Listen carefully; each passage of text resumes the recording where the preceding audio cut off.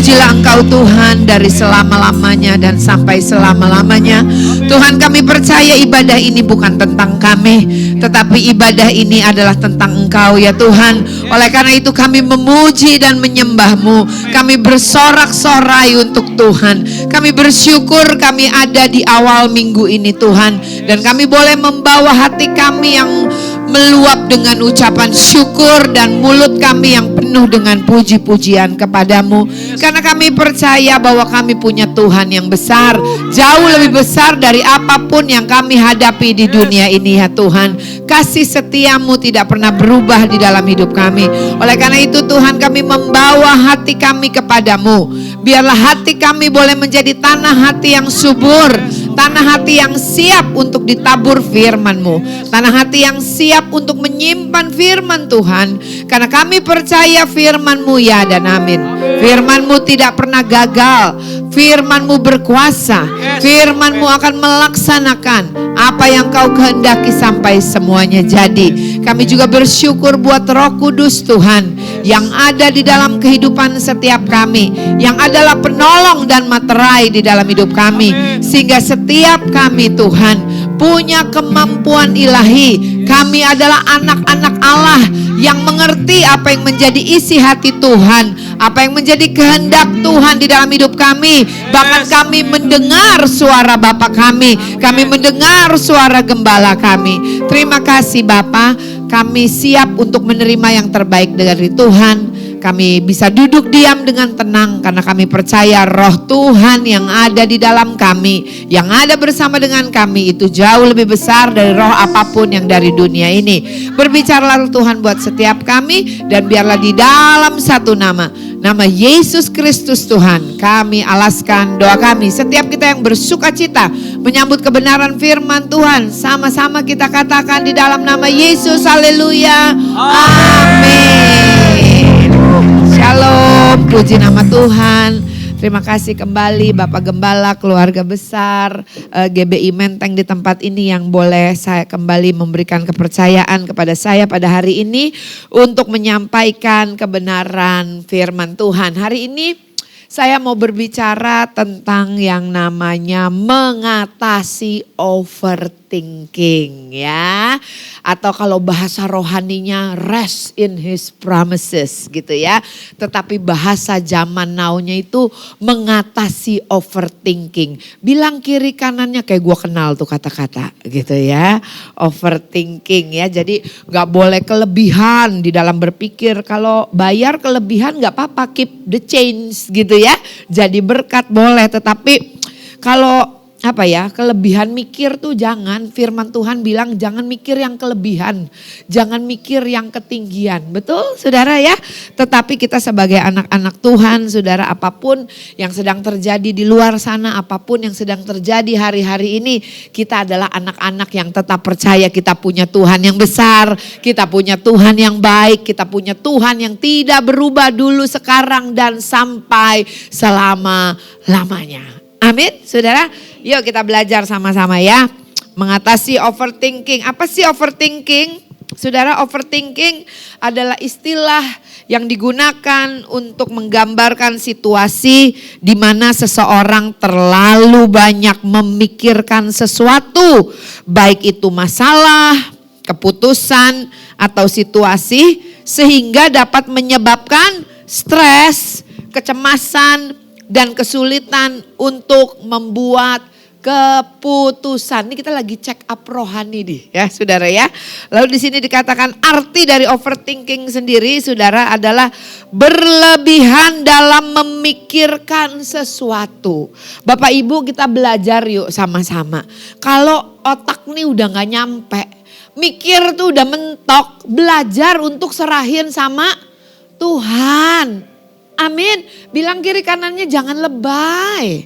Ya, serahin sama Tuhan. Kita tuh bukan Tuhan, saudara. Kita punya Tuhan yang besar dan Dia adalah Tuhan yang selalu rindu untuk menolong setiap kita. Suami saya nih, makanya kalau pasangan suami istri itu luar biasa ya. Namanya sepasang, kanan sama kiri gitu ya, bukan kiri-kiri atau kanan-kanan. Biasanya saling melengkapi ya. Bapak Gembala di tempat ini juga luar biasa ya, kenal sama suami saya. Kalau suami saya tuh suka ngomong sama saya gini, Olah, saya tuh ya kalau lihat kamu tuh punya otak gak sih? Saya bilang punya. Saya bingung loh lihat kamu.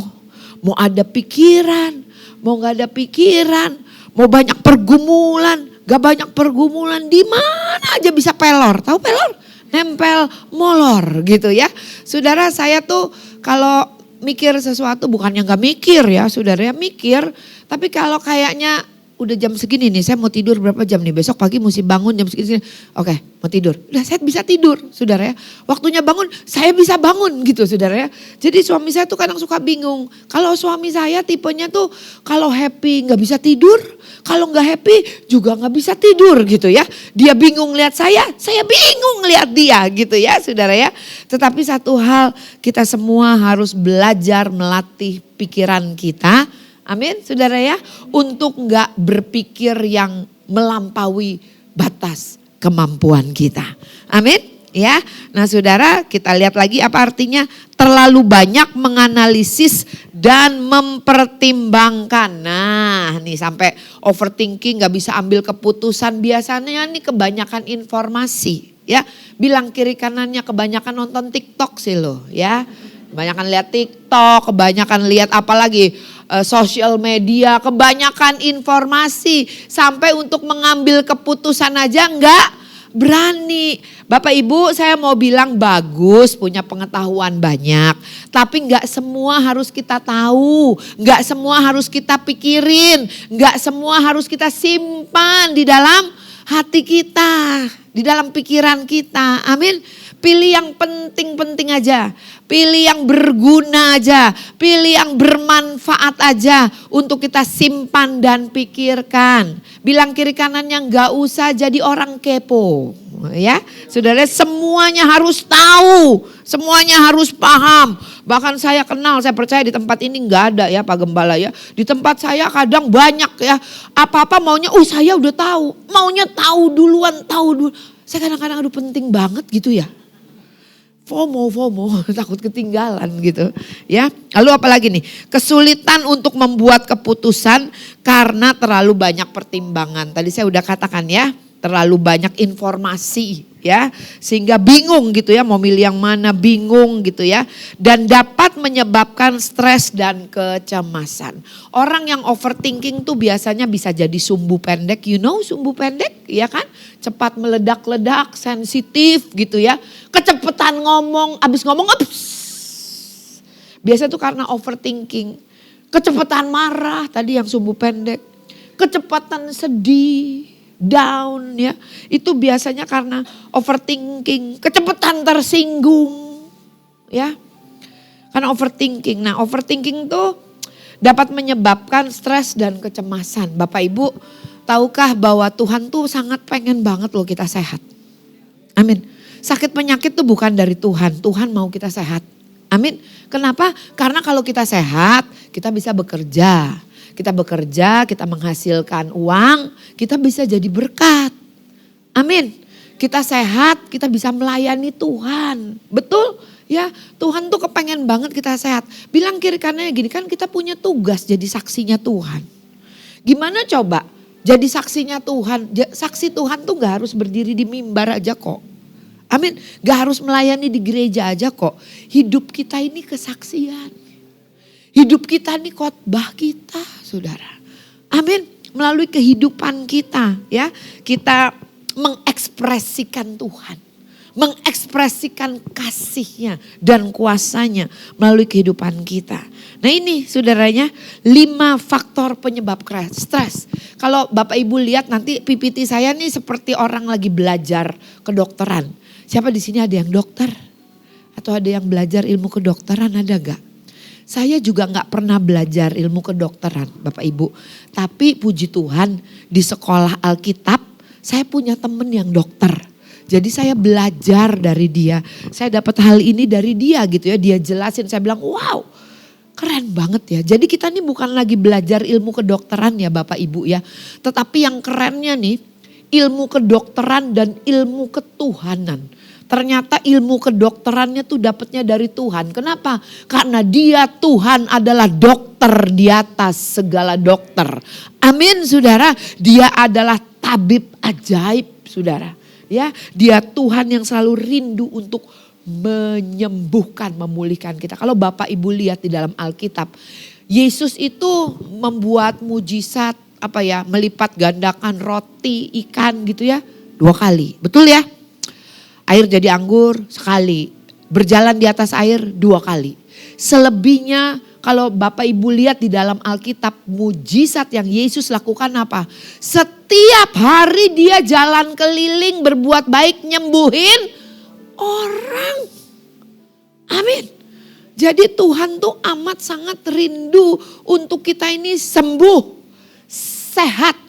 Bahkan tubuhnya itu diserahkan buat kita.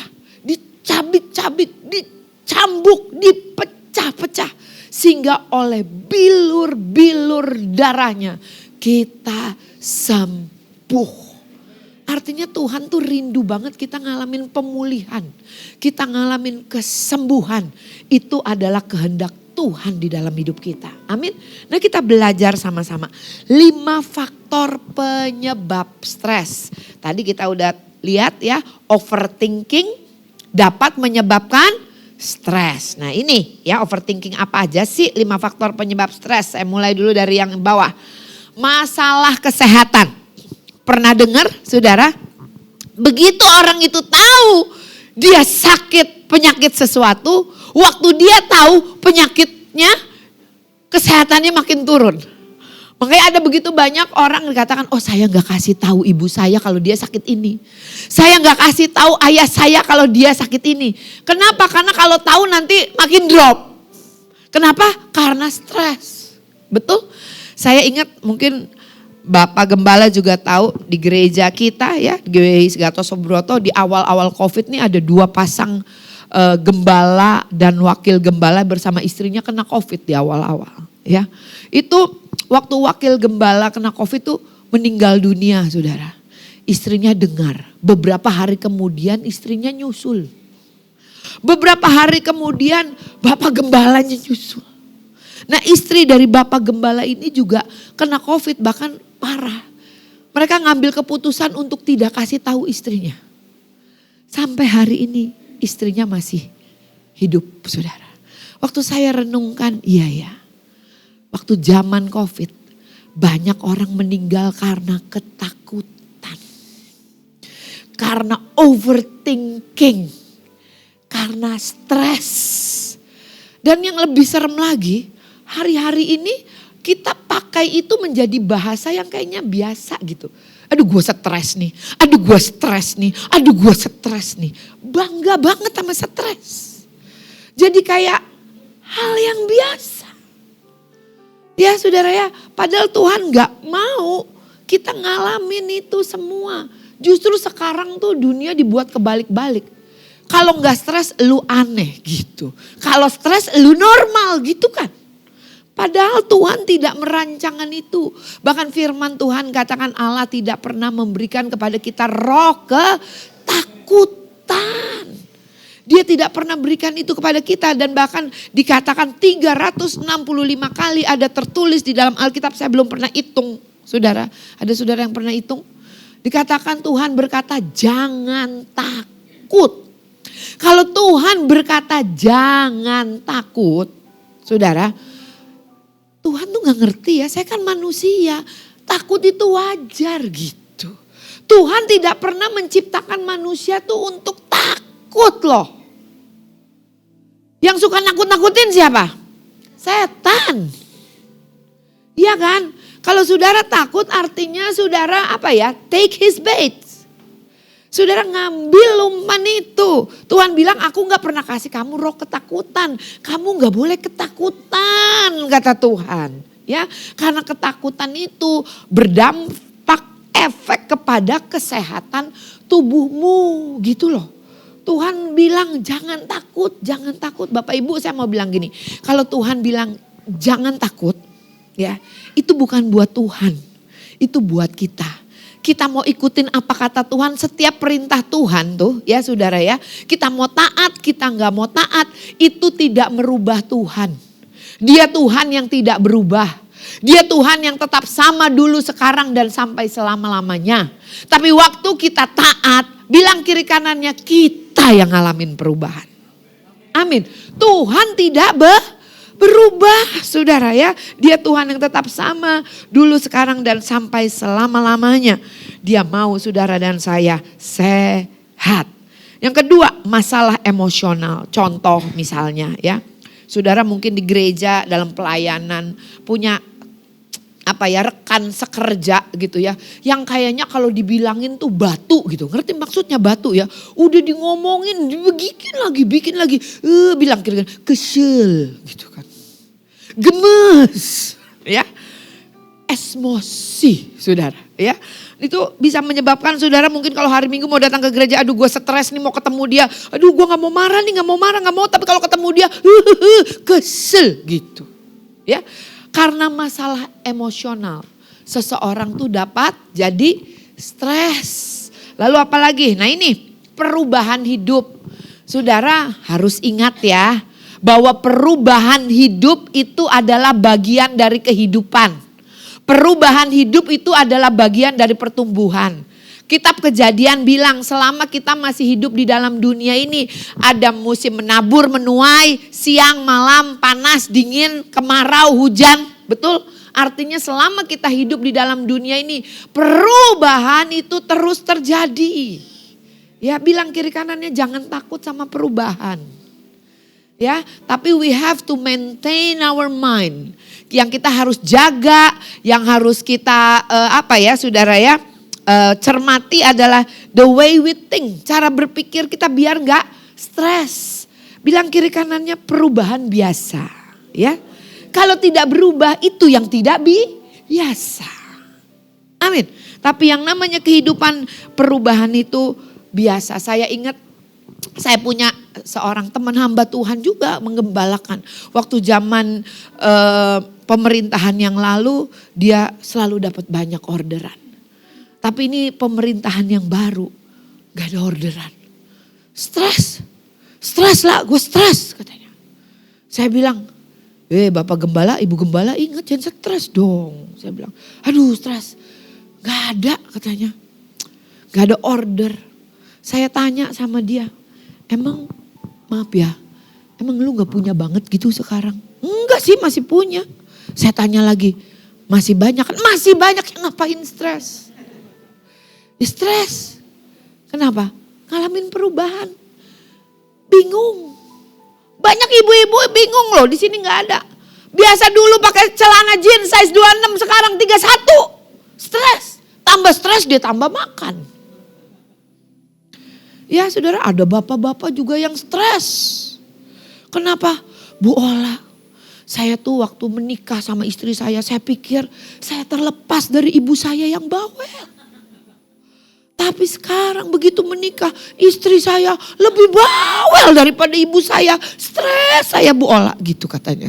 Ya, nah saudara, perubahan hidup itu dapat menyebabkan seseorang jadi stres. Lalu apa lagi nih? Nah ini yang paling sering, masalah keuangan. Ya, teman saya yang tadi saya tanya, emang lu udah gak ada gitu?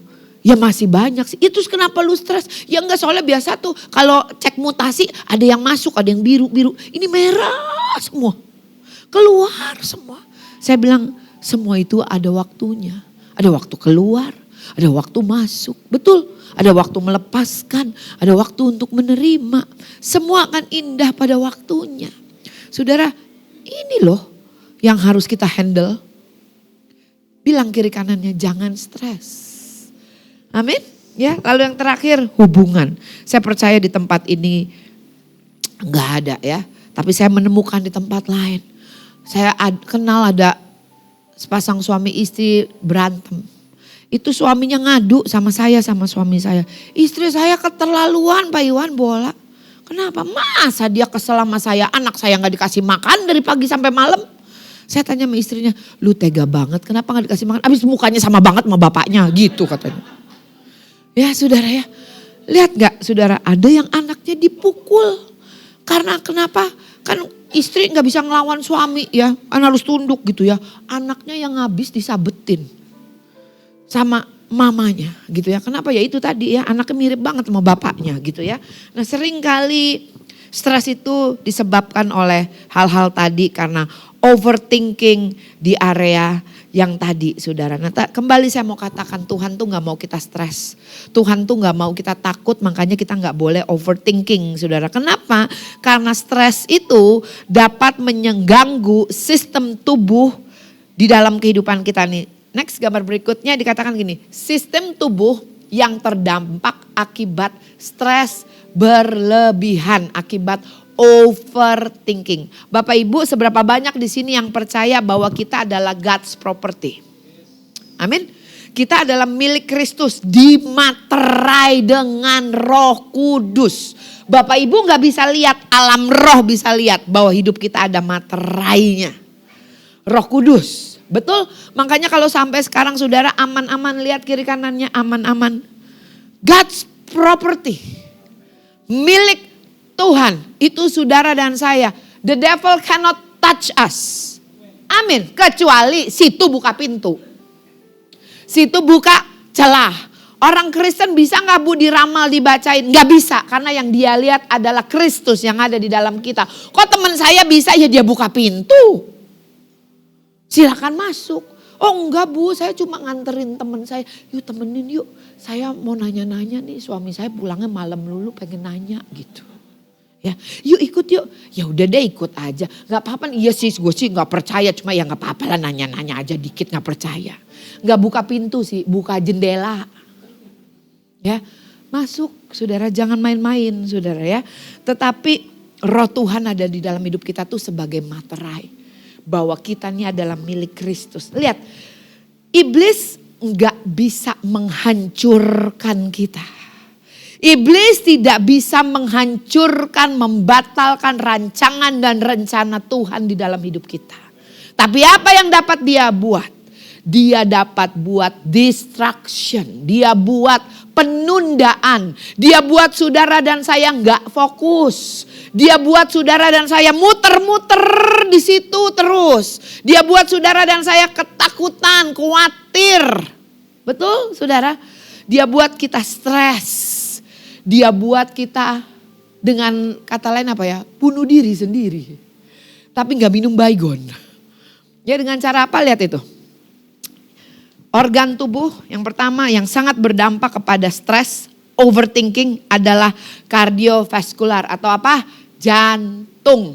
Sistem yang satu kali diserang oleh hormon-hormon stres adalah apa? Jantung. Ya, Imamat 17 ayat 11a bilang begini. Karena nyawa makhluk ada di dalam darahnya. Kerjaan jantung ngapain tugasnya? Pompa darah.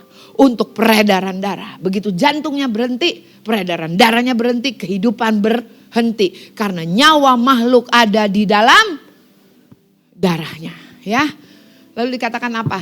Strategi awal musuh untuk memenangkan pertempuran. Lawanmu, musuhmu seperti singa jalan keliling ngaum-ngaum. Betul, nakut-nakutin, intimidasi. Buat saudara dan saya khawatir dan dia tahu waktu saudara takut, waktu saudara khawatir, overthinking. Yang kena apanya? Jantungnya saudara ya. Lihat tuh, singa tuh kan kalau mau berburu dia ngaum dulu untuk apa? Musuhnya begitu ketakutan lari tunggang langgang. Orang yang stres, orang yang panik, orang yang overthinking saudara. Itu gampang sekali untuk diterkam. Gampang sekali untuk dibohongin. Kan dia bingung mau lari kemana dia bingung, gak fokus. Betul, itu target utama iblis saudara ya. Bahkan di sini dikatakan 750.000 kematian per tahun itu diakibatkan oleh penyakit jantung. 50% henti jantung mendadak, sudden cardiac death. Saya kenal seorang hamba Tuhan, seorang atlet, olahraga dijaga, makan dijaga, kena penyakit jantung dia lupa jaga ininya. Tiga-tiganya perlu. Amin. Tiga-tiganya perlu, kita perlu jaga pikiran kita, gak boleh overthinking. Lihat ya. Lukas 21 ayat 26 dalam King James Version. Ini luar biasa loh. Lukas ini dokter Bapak Ibu. Ya. Lukas bilang gini, in the last days man's heart shall fail them because of fear.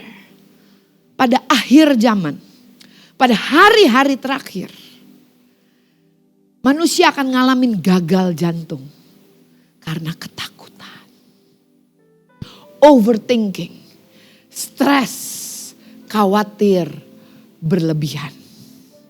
Tuh, lihat ya, kata iblis pelayanan ikut Tuhan tapi ini tetap overthinking, umur pendek. Tuhan gak mau itu. Tuhan merancangkan kita untuk umur panjang, berbahagia. Mazmur 91 katakan Tuhan mau mengenyangkan kita. Dengan apa? Umur panjang. Itu janji Tuhan loh. Saudara ya, lihat tuh. Hati jantung manusia sangat sensitif terhadap apa? Pikiran dan emosi. Makanya kalau lagi emosi, kalau lagi kesel, lagi stres, biasanya apa? Hipertensi, nyeri dada ya. I sounds like a doctor ya. Terus ini tuh, kelainan irama jantung, serangan jantung, gagal jantung. Overthinking, stres. Bilang lagi kiri kanannya, Tuhan mau kita sehat.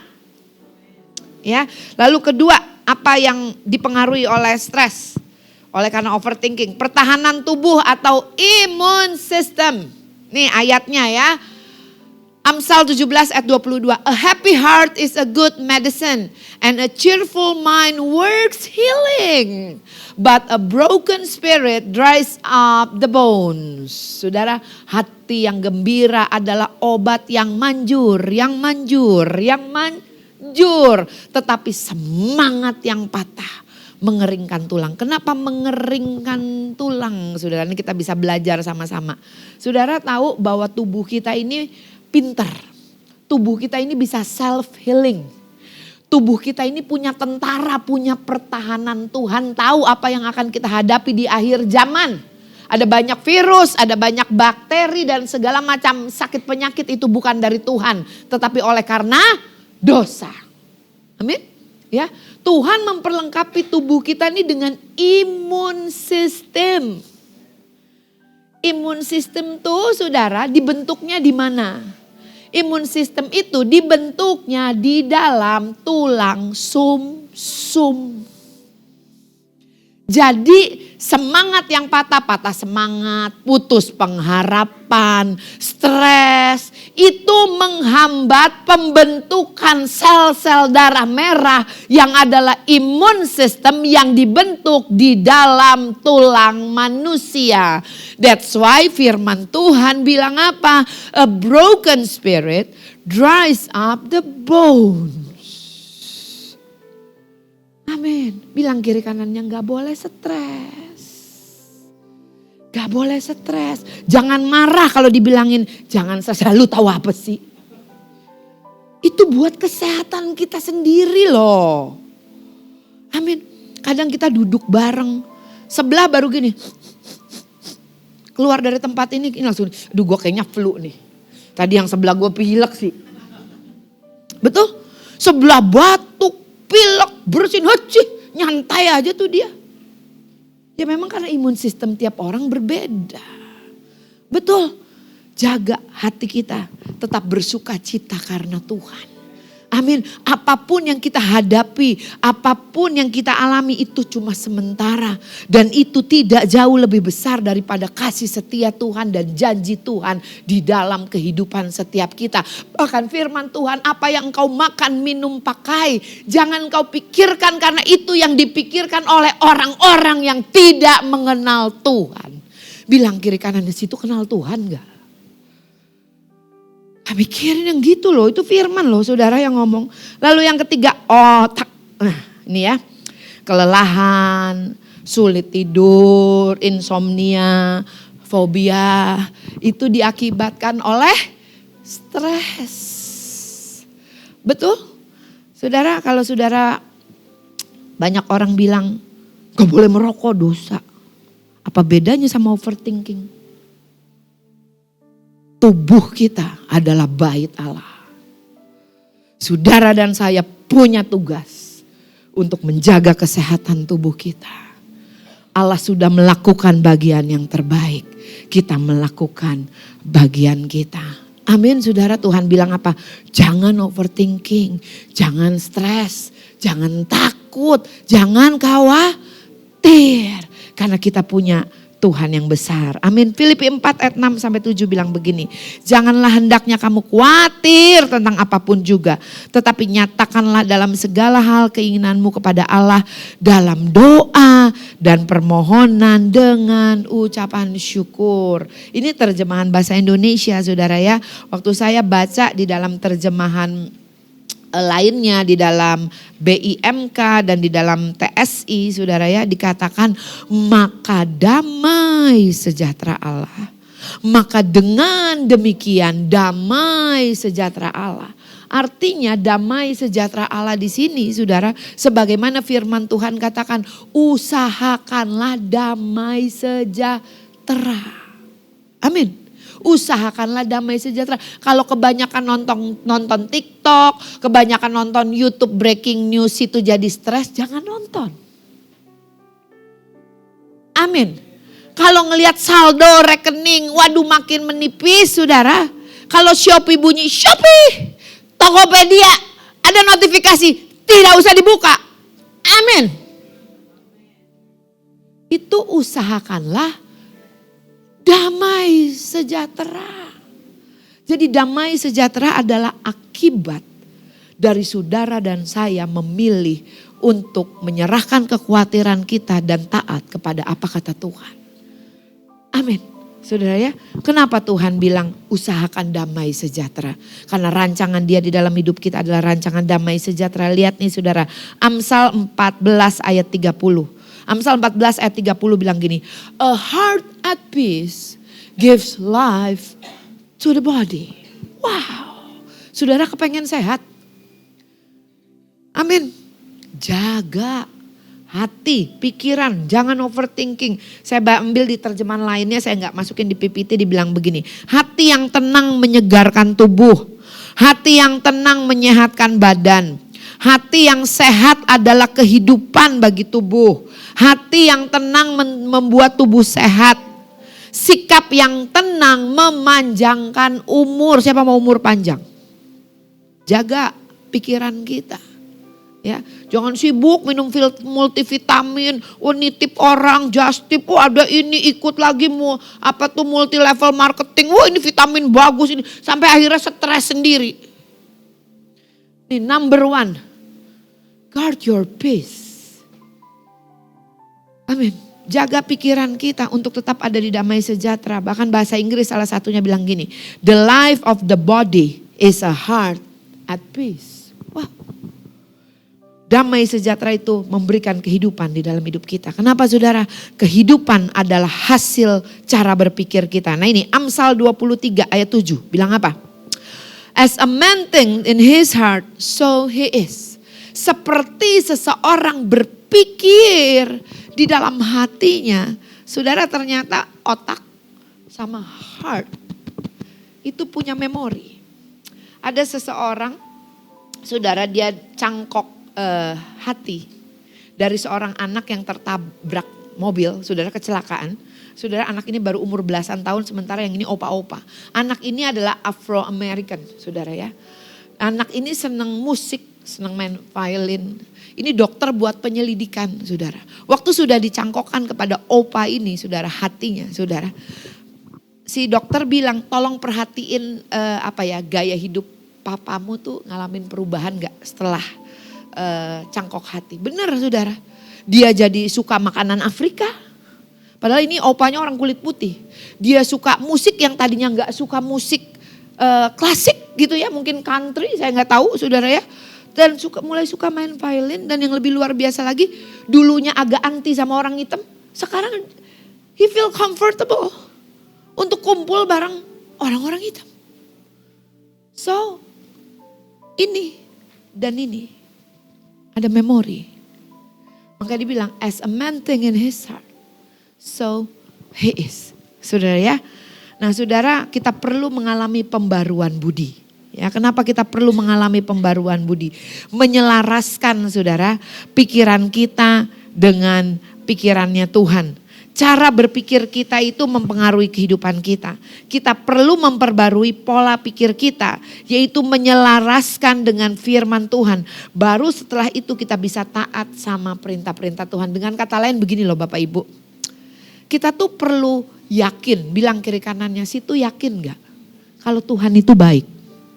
Kalau Tuhan itu gak curang. Waktu kita yakin bahwa Tuhan itu baik, Tuhan itu gak curang saudara. Kita taat walaupun gak ngerti saudara. Tapi kita tahu bahwa dia adalah Bapa yang baik. Tuhan yang setia, yang tidak pernah berubah dulu, sekarang dan sampai selama-lamanya. Dan untuk selama-lamanya kasih setianya di dalam hidup kita. Amin. Sehingga ketaatan kita bukan karena ketakutan. Tapi ketaatan kita karena kita percaya He is a good and faithful God. Amin. Buat kita bisa taat tuh happy. Ada orang taat tuh jadi beban. Jadi stres malah. Kita enggak. Kenapa? Karena ngalamin pembaruan budi. Bahwa we have a good God. Saudara, saya hidup ada tantangan, ada pergumulan, ada beban. Tapi kalau bisa enak tidur. Karena saya percaya saya punya Bapa yang baik. Saya ukir di dalam hati saya. God is good. Walaupun saya ngalamin yang gak enak, yang gak baik.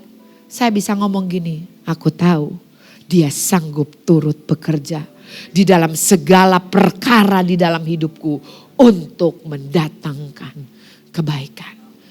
Amin saudara. Bilang kiri kanan, kamu yakin gak kalau Tuhan itu baik? Kalau kita yakin bahwa Tuhan itu baik, bukan Tuhan yang curang. Yohanes 7 ayat 38 bilang begini. Barang siapa percaya kepadaku seperti yang dikatakan kitab suci, dari dalam hatinya akan mengalir aliran-aliran air hidup. Saudara berkata saudara percaya kepada Tuhan. Saudara juga harus percaya kepada firman-Nya. Sekalipun firman-Nya bilang gini, balas kejahatan dengan kebaikan. Kalahkan kejahatan dengan kebaikan. Kalau kata dunia, bego lu. Blow on nama. Betul, itu kata dunia. Tetapi firman Tuhan katakan, kalahkan kejahatan dengan kebaikan. Kalau saudara berkata saudara percaya kepada Tuhan, saudara harus percaya kepada firman-Nya. Waktu kita percaya kepada firman-Nya, Alkitab katakan apa? Dari dalam kehidupan kita akan mengalir aliran-aliran air hidup. Bukan cuma menghidupkan kehidupan kita, tetapi juga menghidupkan kehidupan orang-orang yang Tuhan taruh di dalam kehidupan kita. Saudara, Christianity is from the inside out. Amin. Karena kita adalah garam dan terang dunia. Firman Tuhan bilang lagi begini. Be careful how you think. Your life is shaped by your thoughts. Hati-hati dengan cara berpikirmu. Karena hidupmu ditentukan the way you think. Bagaimana engkau berpikir, bagaimana engkau melihat. Banyak dari setiap kita tidak mengalami kasih Tuhan. Tidak mengalami kuasa Tuhan. Karena seringkali pengenalan kita, kepercayaan kita akan Dia, itu yang membatasi kuasa Tuhan bekerja di dalam hidup kita. Kita gak ngerti caranya, tapi Tuhan minta untuk saudara dan saya percaya. He is our faithful Father God. Amin. Oleh karena itu kita perlu mentrain pikiran kita, saudara ya. Train your mind. Dengan cara bagaimana? Mazmur 1 ayat 1 sampai 3. Apain saudara? Berbahagialah orang yang tidak berkumpul, tidak duduk bareng orang yang pencemooh. Di sini dikatakan orang yang merenungkan firman Tuhan, dia akan seperti pohon yang ditanam di tepi aliran air, yang akan berbuah pada musimnya dan tidak layu daunnya. Saudara, apa sih analogi pohon? Kenapa pohon? Yang pertama saudara, pohon itu air bicara tentang good hormone. Buah itu bicara hasil hubungan kita dengan Roh Kudus, dan daun itu bicara tubuh kita. Kenapa pohon? Nah ini saya dapat dari teman saya. Next. Saudara bisa lihat gambarnya. Nah ini saudara, hormon yang dibentuk di dalam tubuh kita. Ini di otak kita membentuk seperti jaringan. Lihat yang sebelah kanan, saudara. Ya itu kan kayak akar-akar pohon ya. Waktu segala yang baik, segala yang manis, yang sedap didengar, pikirkanlah semuanya itu. Janjinya Tuhan, pikirkan semuanya itu. Itu akan, hormonnya itu akan seperti sambung menyambung, saling mengikat satu dengan yang lain. Tuh. Dan menjadi kubu pertahanan. Joyce Meyer bilang gini, the battlefield is in your mind. Kubu pertahanan. Tapi kalau saudara overthinking, stres, mikirin yang jelek-jelek, juga jadi kubu pertahanan. Tapi beda kalau yang itu sambung menyambung, seperti akar pohon. Kalau yang satu nih seperti duri-duri. Tuh saudara. Itu pun jadi stronghold buat kita menerima kebaikan Tuhan, mempercayai janji Tuhan dan kebaikannya di dalam hidup kita. Jadi kubu. Makanya firman Tuhan bilang apa saudara ya? Jangan kamu bersusah hati sebab sukacita karena Tuhan. Itulah perlindunganmu. The joy of the Lord is your strong place. Orang yang percaya kepada Tuhan. Firman Tuhan bilang apa di dalam kitab Yesaya 26 ayat 3. Apa saudara? Perfect peace. Perfect peace. I trust the Lord. Itu jadi perfect peace, jadi kubu pertahanan. Nih Mazmur 91 ayat 2. Bapak Ibu saya banyak buka ayat firman Tuhan ya. Supaya Bapak Ibu tahu bukan saya yang ngomong tapi firman Tuhan yang ngomong. Supaya one thing happen, waktu saudara overthinking, waktu saudara takut dan khawatir. Saudara dapat berkata, ada tertulis. Ada tertulis. Betul? Tempat perlindunganku dan kubu pertahananku. Allahku yang ku percayai. 2 Korintus 10 ayat 3 sampai 5. Saudara bisa lihat nih gambar benteng. Kubu pertahanannya zaman dulu tuh. Kota tuh dikelilingi oleh tembok yang begitu tinggi, begitu tebal untuk menjagai. Ya saudara ya. 2 Korintus 10 ayat 3 sampai 5 dibilang apa? Karena senjata kami, kita hidup di dalam dunia tetapi kita tidak berjuang secara duniawi. Karena senjata kita yang Tuhan kasih sama kita saudara adalah apa? Senjata yang diperlengkapi dengan kuasa Allah. Senjata di dalam hidup orang Kristen tuh cuma satu loh saudara. Cuma ada apa? Pedang roh, yaitu firman Tuhan. Yang lainnya tuh cuma untuk bertahan. Yang untuk memberikan perlawanan sama tipu muslihat iblis. Apa? Firman Tuhan. Amin. Bilang kiri kanannya makanya baca Alkitab yuk. Ya kan? Gimana mau pakai pedangnya kalau gak pernah baca Alkitab. Betul? Ini tuh kuasa untuk mematahkan, meruntuhkan, ya, merobohkan tembok-tembok yang dibangun oleh apa? Keangkuhan, pikiran ditundukkan kepada Kristus. Oke, lanjut. Fokus kepada Tuhan. Orang yang menanti-nantikan Tuhan mendapat kekuatan baru. Waktu saudara ada, siapa di sini yang datang gak bawa masalah? Ada, angkat tangan termasuk yang ngomong. Tapi kita bisa memuji dan menyembah Tuhan, bersorak-sorai, tepuk tangan, memuji-muji Tuhan. Kenapa? Karena kita mau fokus sama kebesaran Tuhan. Sekalipun hidupku punya masalah dan tantangan, aku mau fokus menyanyikan kebaikan dan kebesaran Tuhanku. Maka ada damai sejahtera. Makanya gak heran ya, orang kalau di gereja banyak yang suka tidur, padahal di rumahnya susah tidur. Kenapa? Oh, di sini ada damai sejahtera. Ya kan? Kenapa? Karena kita berfokus kepada kebesaran dan kebaikan Tuhan, saudara. Nih, Matius 11 ayat 28. Marilah kepadaku engkau yang letih lesu dan berbeban berat, aku mau memberikan kelegaan. Bahasa Inggrisnya, God want to give us rest. Rest. Nah ini saudara ya, tipu muslihat iblis hari-hari ini saudara ya. Kita nih badan dijadikan Tuhan untuk bekerja. Papi tinggal sama saya, papi saya umur 88 tahun, kakinya udah mulai kecil saudara ya, tangan mulai kecil karena udah mulai susah jalan, jadi mulai mengecil. Tubuh kita nih dijadikan Tuhan to work out. Waktu kita work out, muscle-muscle itu keluar. Jadi tubuh ini emang untuk bekerja, saudara. Yang mesti rest tuh apanya? Ininya. Ininya yang mesti rest. Iblis buat kebalik, dunia buat kebalik hari-hari ini. Badan mager, ininya yang overthinking. Ininya yang gak bisa rest. Orang gak bisa tidur, saudara. Ininya mikir terus. Sounds familiar, saudara. Ininya gak bisa rest, saudara. Dipanggil, ayo Pak tolongin Pak bentar lagi main game. Entah bapaknya entah anaknya. Mamanya, ayo udah lapar udah mau jalan berangkat sekolah, kuliah, kerja. Bentar lagi nonton drakor sedikit lagi. Betul, ininya terus jalan. Ininya gak mau ngapa-ngapain. Lihat iblis putar balikan, maka ada begitu banyak sakit penyakit yang dulu gak ada kok ya sekarang ada. Karena dibuat error tubuh manusia sama iblis. Betul, saudara. Iblis tuh bekerja segala macam cara loh, saudara. Kalau pakai yang rohani, sulit nih, orang-orang gereja sulit nih. Oh, dia masuk lewat yang gak rohani, saudara. Tapi ternyata ini rohani. Ras, apa sih ras? Anapawo bahasa Yunaninya.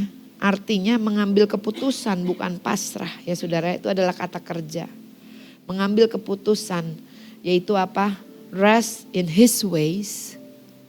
Rest in his promises. Amin. 1 Petrus 5 ayat 7. Kalau kita baca ayat 6-nya bilang begini. Rendahkanlah dirimu di hadapan Tuhan. Serahkanlah segala kekhawatiranmu kepadanya. Sebab ia yang memelihara kamu. How to humble yourself. Serahkan ketakutanmu. Serahkan kekhawatiranmu. Serahkan overthinkingmu kepada Tuhan. Maka dia yang akan memelihara kamu.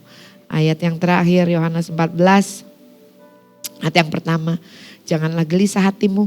Percayalah kepada Allah. Percayalah juga kepadaku. Amin. Saya boleh minta tim pujian penyembahan untuk bantu saya. Bapak Ibu, tahukah Bapak Ibu bahwa siapa di sini domba? Domba, kita kan domba ya. Domba tuh gak bisa stres Bapak Ibu. Makanya firman Tuhan katakan gembala yang baik itu menuntun kita ke air yang tenang. Membaringkan kita ke rumput yang hijau, betul ya? Dia mengurapi kepalaku dengan minyak. Domba tuh gak bisa stres saudara. Kenapa gembala itu mengurapi kepala domba dengan minyak? Karena di padang gurun tuh ada lalat yang bunyi. Lalatnya tuh berbunyi. Nah lalat itu saudara suka ngelilingin kepalanya domba. Ngeung, ngeung, ngeung. Kalau kita kan biasanya bunyi nyamuk ya. Ini lalarnya bunyi gitu. Ngeung, ngeung, ngeung, ngeung. Nah dombanya tuh stres saudara. Dengan lalat yang ngeong-ngeong di kepalanya itu. Ingat ya, lawanmu musuhmu seperti singa jalan keliling ngaum-ngaum nih. Ngeong-ngeong. Domba yang stres saudara, dia akan lari menuju gunung batu. Untuk mentokin kepalanya ke gunung batu karena pusing dengan ngeong-ngeong itu. Dan domba itu akan mati. Kata laler, gua gak buat apa-apa. Dia yang bunuh diri. Kata iblis, gue gak buat apa-apa Tuhan. Dia yang bunuh diri. Dia yang stres sendiri. Dia yang gak ikutin perintah Tuhan. Suruh jangan takut dan khawatir, dia takut. Tapi iblis gitu terus tuh. Kayak si laler, tahu laler bicara apa? Beelzebul. Iblis. Terus ngiung, ngiung, ngiung. Ayo lu besok mau makan apa? Ayo lu gak nyampe bulan depan. Lihat rekeningmu. Ayo lu, lewat gak tahun ini? Penyakitmu dokter bilang 3 bulan lagi. Nih. Maka Tuhan mengurapi. Gembala yang baik itu mengurapi kepala dombanya dengan minyak. Supaya laler itu gak ngiung-ngiung. Saudara, the battlefield is here. Tuhan mau kita ada di zaman akhir. Di mana keadaan semakin gak menentu. Jaga hati ini. Amin. Bahwa Allahku sanggup mencukupi segala kebutuhanku. Sesuai dengan kekayaan dan kemuliaan. Apapun yang terjadi di luar sana, sakit, penyakit, virus, bakteri dan segala macam, oleh bilur darah Yesus aku sembuh. Aku cakap menanggung segala sesuatu oleh karena Kristus ada di dalam hidup Tuhan. Amin. Jaga pikiran kita. Amin. Supaya di tengah-tengah dunia yang kacau ini, saudara dan saya, kita adalah terang dan garam dunia. Amin. Yuk kita bangkit berdiri. Kita naikkan pujian ini, katakan kepada Tuhan. I love you, Lord. Your mercy never fails me. All my days I've been held in your hands. From the moment that I wake up until I lay my head, I will sing of the goodness of God. All my life you have been faithful. All my life you have been so good. With every breath that I am able, of the goodness of God. Your goodness is running after me. Your goodness is running after me. With my life laid down, I surrender now. I give you everything. Your goodness is running after me.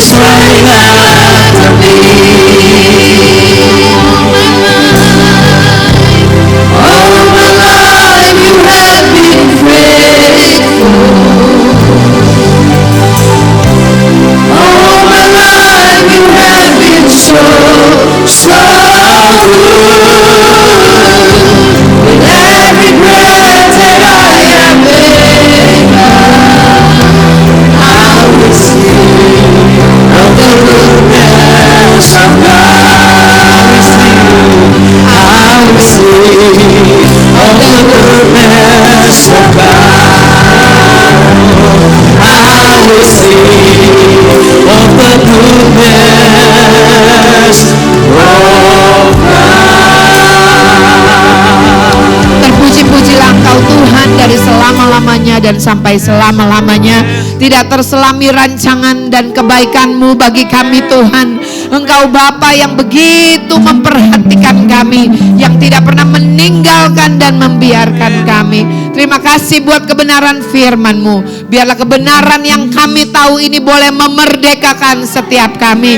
Tuhan, hamba-Mu berdoa Tuhan, biarlah setiap kami anak-anak-Mu, kami hidup di dalam keadaan yang sehat. Tubuh, jiwa, roh kami Tuhan selaras dengan roh-Mu, selaras dengan janji-Mu ya Bapa.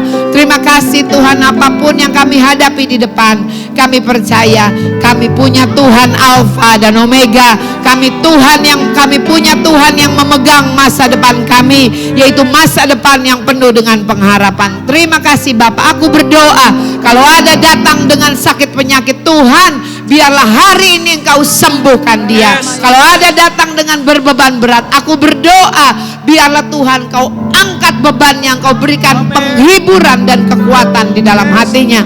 Terima kasih Bapa, di dalam nama Yesus kita semua yang disayang dan diberkati Tuhan, sama-sama katakan amin.